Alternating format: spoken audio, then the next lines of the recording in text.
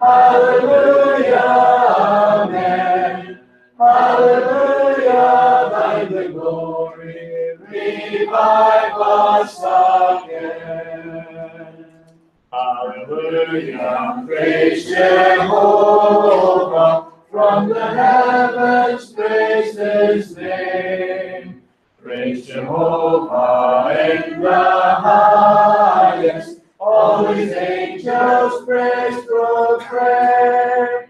All his hosts together praise him, sun and moon and stars on high.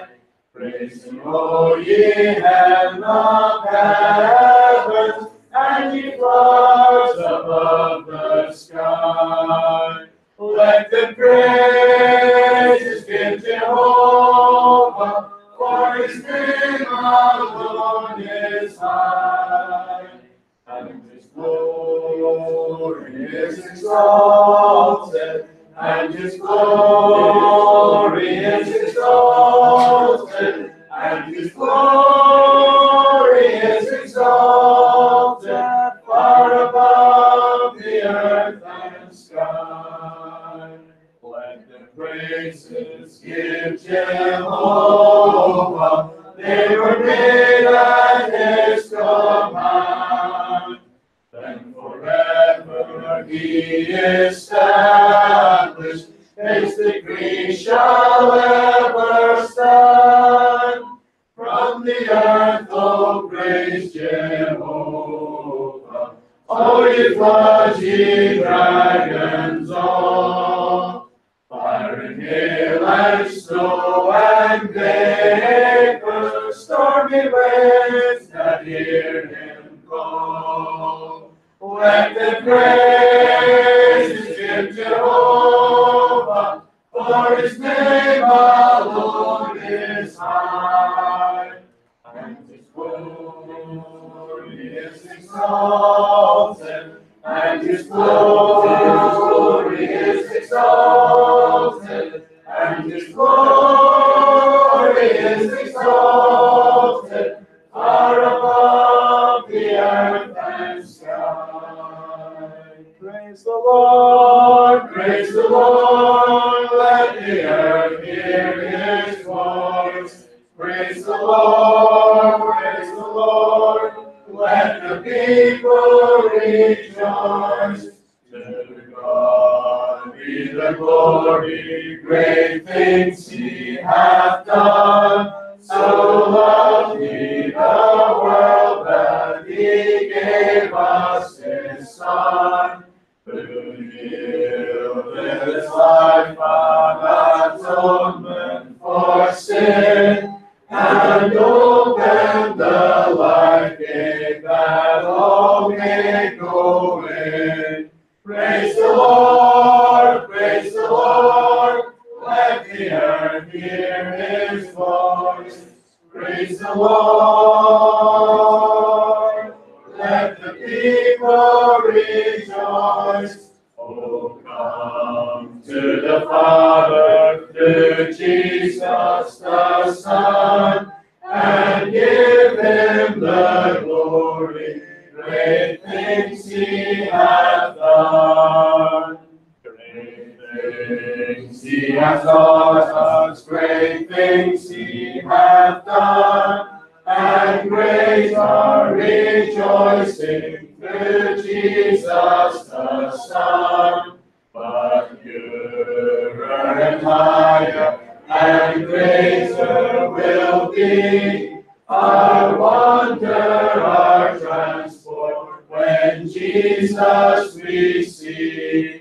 Praise the Lord, let the earth hear his voice. Praise the Lord, let the people rejoice. Oh, come to the Father through Jesus the Son, and give him the glory. Great things he hath done, and give him the glory. Great things he hath done. thankful that you've blessed us tonight, that we can be together. Pray that you'll bless us in our fellowship tonight, Father, that we'll all feel encouraged from being and spending this time together with one another. Pray for the message tonight, Heavenly Father. Pray that you'll give us open hearts and minds to receive it, and give us courage to apply it in our lives. You're so good to us, Father, and you bless us with more things than we could think or ask for. We're just so thankful that you brought us together tonight safely. Bless us, Father, we pray, in our coming together. May all that we do tonight be to your honour, praise, and glory. In Jesus' name we ask these things. Amen. Please proceed.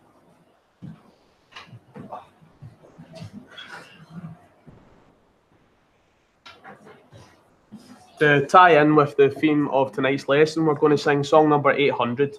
After this song, I invite Graham up to introduce our speaker for this evening. If you haven't already met him, for those who weren't here last night, you missed a great lesson and you'll be in for another one tonight. Song number 800.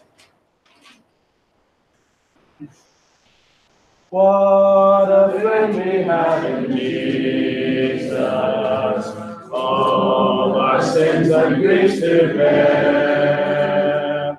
What a privilege to carry everything to God in prayer. Oh, what peace we often forfeit. Oh, what needless pain we bear. Oh, because we do not carry everything to God in prayer. Have we trials and temptations? Is there trouble anywhere?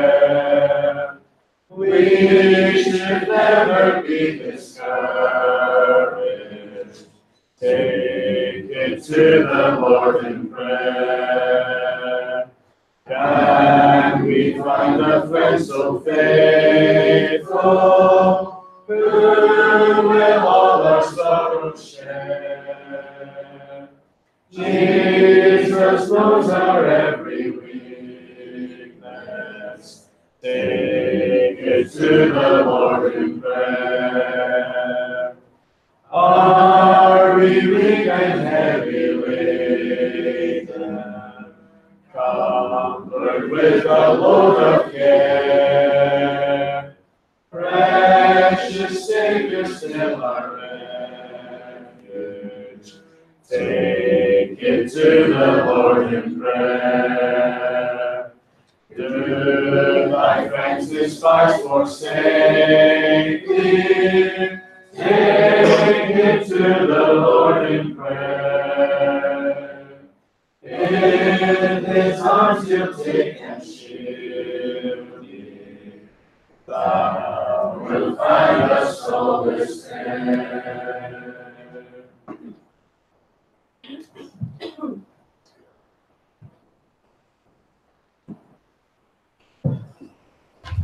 We have been encouraged by the messages that David has given us thus far and excited to hear him again this evening. It's been a busy day for us. Had our holiday Bible club, our children's club on this morning, and we had 20 kids here this morning.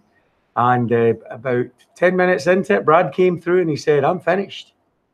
I says, "Well, you better go and do something else with them because you got another hour and a half." So he went back through there and tried to get through the next hour and a half. And then we went out and we ran out of food at the barbecue. Never let it be said that we overfeed anybody here at the Cumbernauld Church of Christ. We ran out of food today. I think it's the first time that's ever happened. But a great thing to do. We had, a lot of families got a text through from one family who were visiting us today, just thanking us for what we had done. So making a difference in people's lives. And that's why we're here. We're here because we believe that Jesus makes a difference. Jesus makes a difference to how we see the world. Jesus makes a difference. I remember in talking to a fine woman, a fine Christian lady, and she was telling me how hard it must be to go through life without faith and hope, to not know what's lying ahead and to not have the expectation of being with God. I'm absolutely right about that. And the impact that Jesus can make in a person's life is very much the theme of what we're doing this week. We asked David to speak on a variety of lessons that were aimed less at the idea of a gospel meeting, because when you talk to people on the street these days, they don't even know what the gospel is, let alone a gospel meeting. So we decided we'd look at some things that were just pertinent to people's lives. And tonight, David's going to talk to us about how Jesus can make a difference to the lonely. David, we're looking forward to that exhortation. God bless you.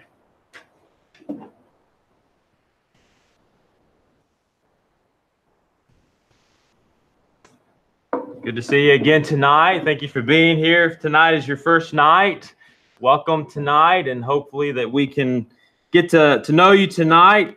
If you were here yesterday, it was a great day. I enjoyed myself. I hope that you did as well. Just to recap very quickly, as Graham said, we're giving lessons that when he called me on the phone a while back, maybe a month or so ago, he talked to me about this idea, the theme being that we still need Jesus today. People in different situations, people in different scenarios in life, we still need Jesus, and Jesus does make a difference in our life. I mean, the way that we see the world, if we have Jesus, that he changes everything. And so he makes everything better.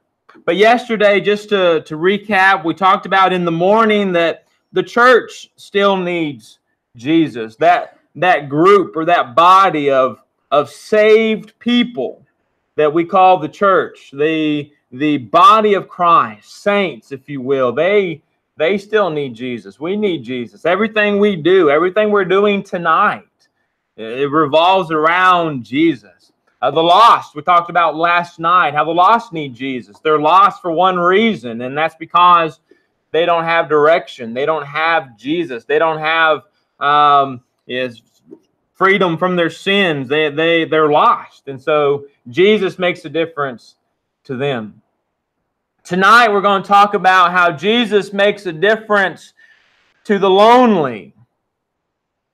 Two things as we begin. Number one, this lesson will apply at some point in everybody's life. This will apply to everybody. Nobody, including myself here tonight, can say, well, I don't need this lesson. Well, in some point in your life, you will. But secondly, I have to say that this was one of the most challenging lessons that I think I've ever prepared for. And I'm going to tell you why as we get into the lesson. I don't want to spoil that reason why yet, but I'll tell you why just a little bit later.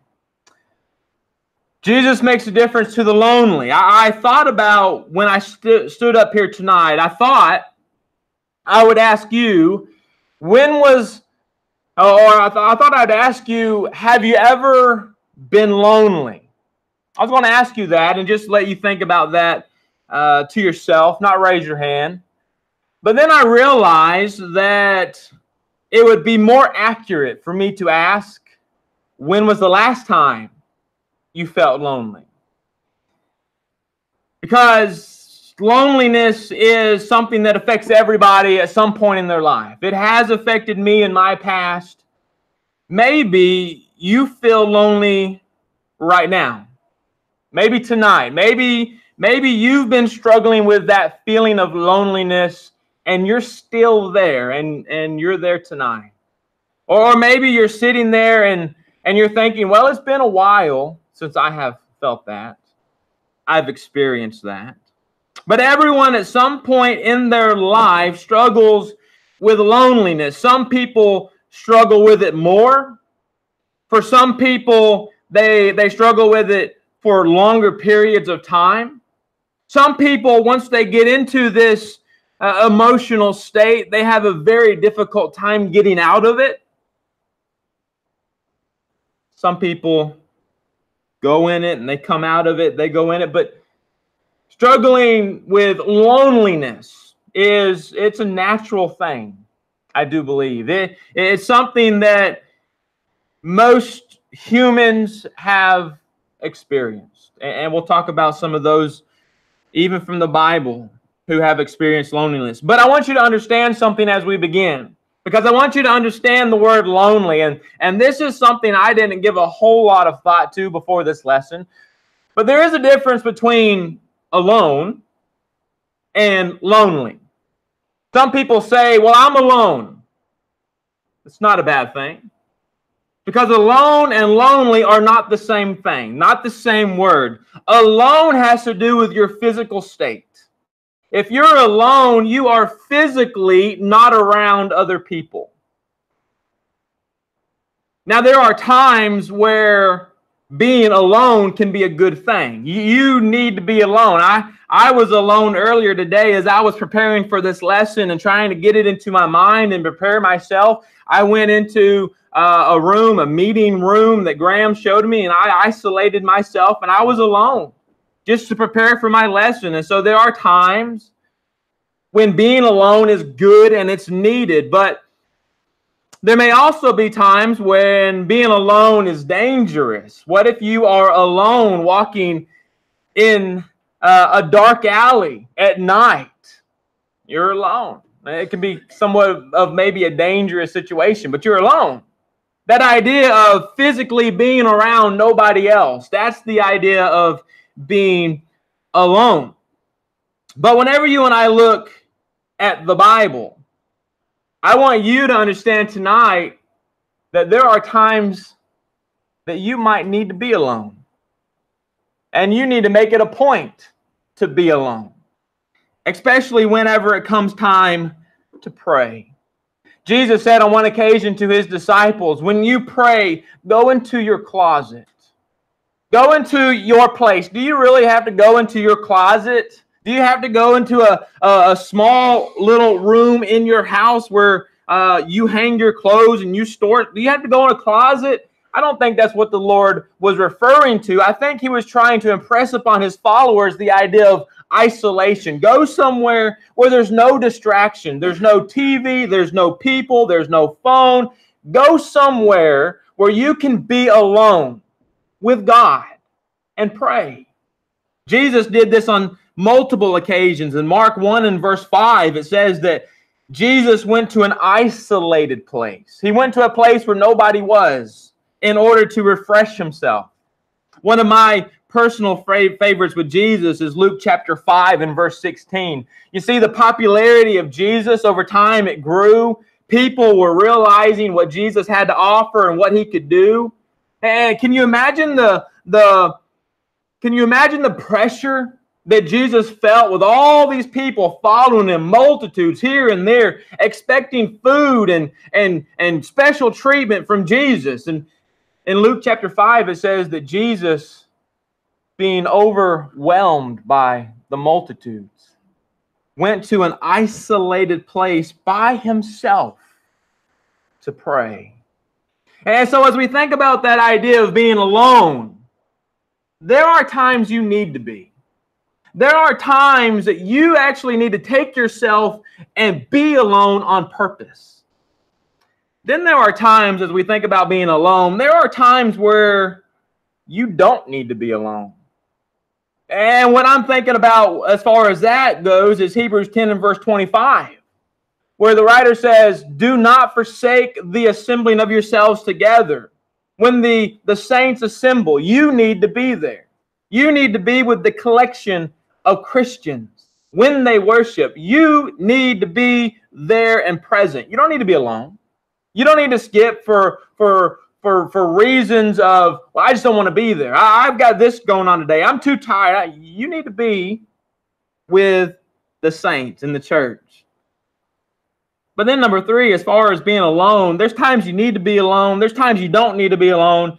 But then the Bible talks about how there are times, or there is a situation in which it's not necessarily bad, it's not necessarily great, but it might not be good. It might not be good for you to be alone.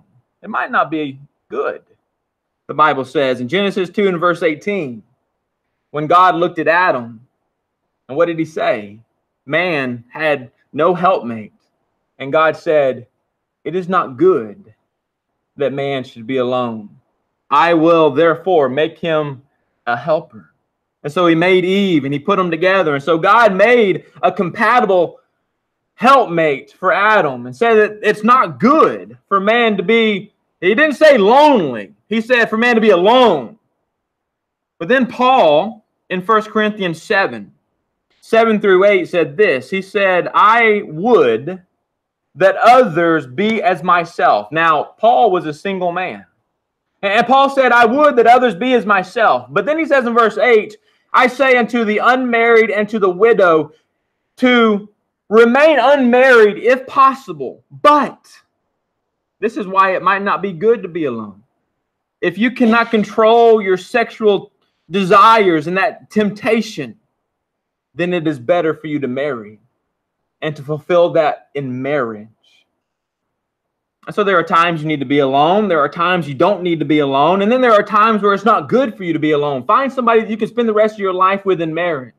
But that's being alone, and loneliness and being alone are not the same thing. And so let's turn our attention now to that word lonely. Jesus makes a difference in the life of the person that's lonely. Being alone is a physical state. You're nowhere around other people physically, your body. Lonely has to do with the mental state.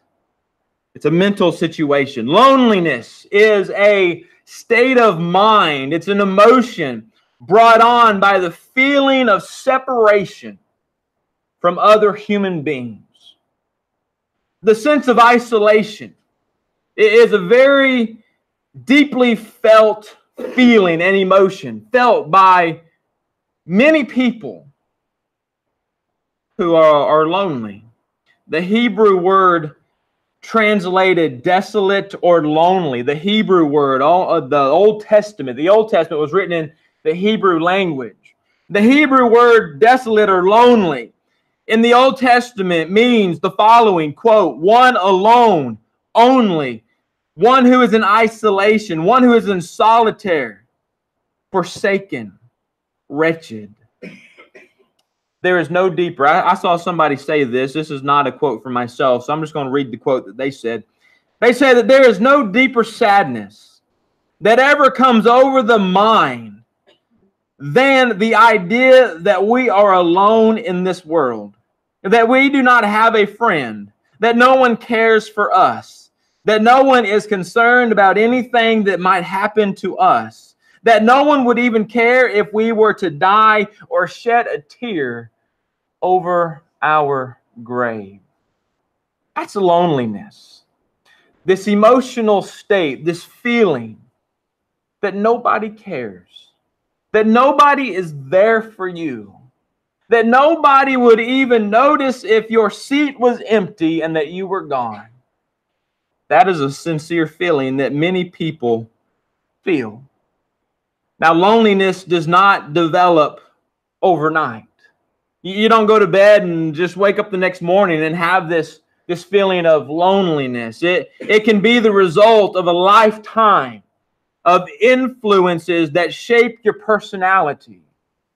It may be, or it can involve a major transition or a trauma in your life, the death of a partner or a spouse. Or it can come about unaware by some, and subtle forces can slowly lead us into self-imposed isolation to where we feel lonely. Whenever you and I experience loneliness, you can be in a room of 100 people and still feel alone or lonely. You can be in a marriage and you could be married for several years and you can still feel alone. You can be a preacher or a minister and you can serve people and you can minister to people day in and day out. And you can be around people all day long and you can still feel lonely. Because loneliness is no respecter of persons. It is a serious state of mind. So many people have over the years, because of loneliness, sunken into a deeper state of depression and then done other things like drugs or taken their life. And so it is nothing to bat the eye at or nothing to just turn the head about. It is something that if you're experiencing it, you need to do something about it. And Jesus can make a difference in your life. But as we begin, I want you to know that if you are feeling lonely tonight, or if you have ever felt lonely before, you're not alone. And by that, I mean that you're not the only one that experiences it.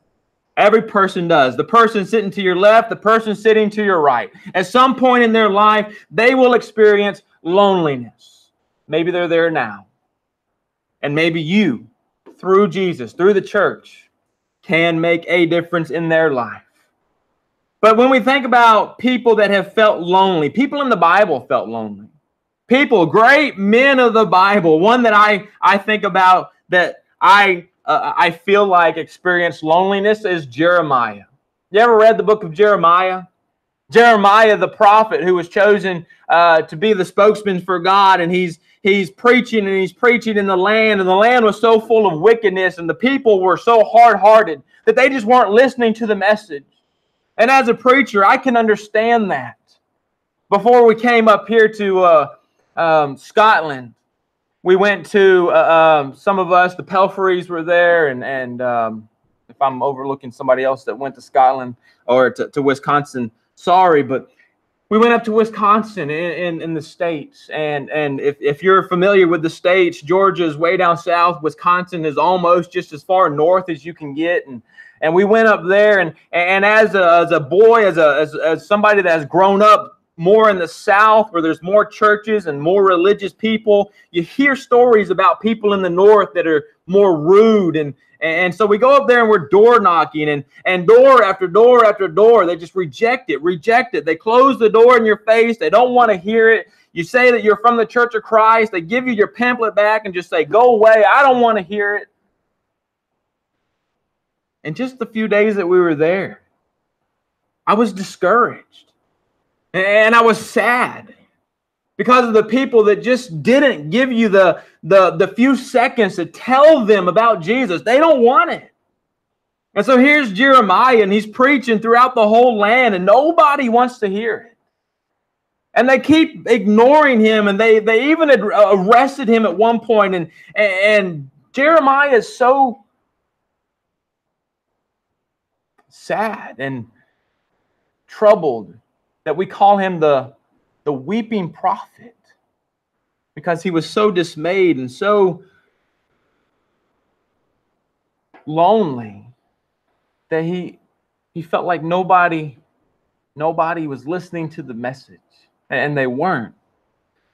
But God then shows him that he's not the only one. There were other faithful, but he felt lonely. Another one, that David, the king, David, the psalmist, he actually says the words lonely. He describes how lonely he is on a few occasions. David, the psalmist, in Psalm 25.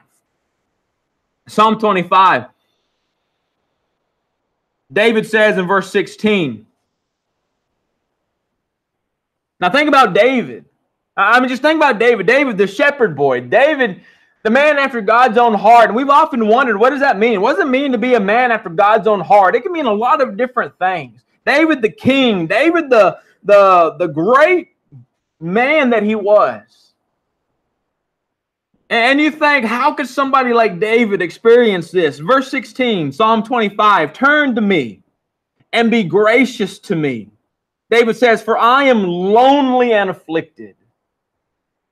David felt lonely. I can imagine David, he's running from King Saul. He's running from people that are trying to kill him. He's been rejected by some. He's been, his brothers didn't really receive him that well. And David just experienced loneliness, at least when he wrote Psalm 25. But even Jesus, I think Jesus felt loneliness. I mean, that's the way I see it. I think in Isaiah 53 and verse 3, I think you can see the loneliness. That the word lonely or loneliness isn't used, but it uses other words. And I think if you read the verse, it just describes a man that experienced loneliness. Listen to it, Isaiah 53 and verse 3, talking about Jesus. He was despised and rejected by men. What is loneliness? Loneliness is that idea that nobody's there, that you're alone. He was despised and rejected by men, a man of sorrows and acquainted with grief. And as one from whom men hide their faces, he was despised, and we esteemed him not. I think that Jesus struggled with that idea of loneliness, at least from a human standpoint. He did. He knew what it was like to be lonely. If you go to Hebrews 4, it tells us in verse 14 and 15 that he sympathizes with us because he was tempted and he has experienced all the feelings that you can feel. I believe that he felt loneliness, especially whenever you go to Matthew 27 and verse 46. I think he felt loneliness as he was separated from the Father. As Jesus was hanging on the cross about the 9th hour, Jesus cried out with a loud voice saying, Eli, Eli, lama sabachthani. That is, my God, why have you forsaken me? You think Jesus might have felt lonely, separated, disconnected? There are other men, maybe perhaps women that we could think about that has experienced and felt lonely. And their example and their life that we could look at and reflect on. But then I want to go to some passages. And I want to think about a few passages with you that can help us with loneliness. And I hope that what we've talked about thus far is maybe just giving you a little bit of an idea of what loneliness is, how to identify it, not to be afraid of it. Don't think that you're different because of it. Don't think that you should be treated differently because of it. In fact, just the opposite.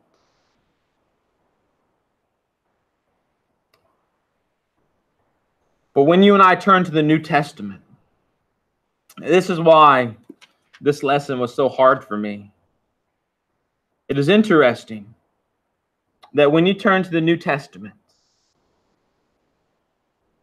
of course, written in Greek, the Greek word for lonely or loneliness is never written in the New Testament in reference to people. It's never found in the New Testament in order to describe people. It is only used on 2 occasions, and I've already given you both verses. But the Greek word for lonely is only found 2 times in the New Testament, and it describes a place and not people. It describes the place that Jesus went in Mark 1. It says that he went to a lonely or a desolate place. It describes the place that Jesus went. In Luke chapter 5 and verse 16, again, one we already gave, Jesus, when he felt overwhelmed by the crowd, he went to an isolated place. And so in the New Testament, the Greek word for lonely is not there to describe people. And so in preparation for this lesson, I wanted to go to this passage and say, well, this is what the New Testament says about loneliness. And this is what this New Testament verse says about loneliness, and connected over here. And whenever I got to the New Testament, there's not even a word for lonely in the New Testament except those 2 verses describing places. And so that's why it was so challenging to me. And so what I had to do is go to other passages that we can apply and help us, I hope, if we are struggling with loneliness. I want to give these passages to you, and I want to